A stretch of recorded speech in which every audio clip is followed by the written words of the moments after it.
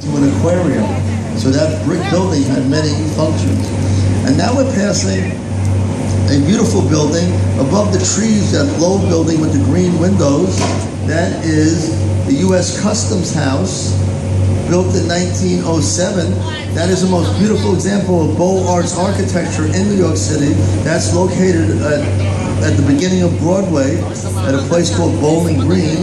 Broadway, the longest street in Manhattan, running diagonally throughout the borough, and actually even outside of Manhattan to the state capital of Albany, upstate.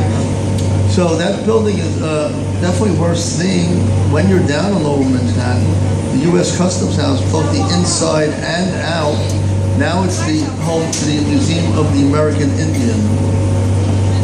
But a beautiful building in Manhattan. But now we're approaching the ferry terminal to the Staten Island Ferry.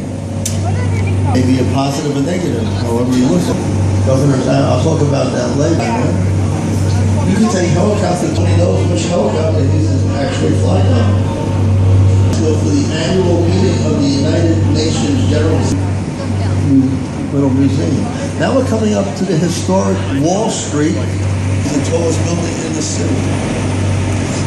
So now we're still cruising up the East River. We're on the East River now. We're separated. Building with the green pointy roof there, that old neo-Gothic building, that's the Woolworth Building, one of the most historic buildings on Manhattan Island, right across from City Hall Park.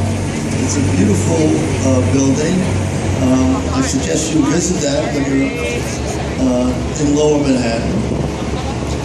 When it was completed in 1913, it was the tallest building in the world, named after F.W. Woolworth, the father died, connecting the city of Brooklyn to the city of New York. I say city of Brooklyn because Brooklyn was a city at the time that the bridge was built in 1883.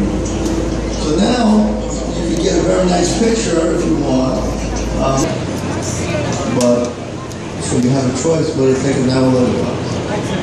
Manhattan Bridge. That's the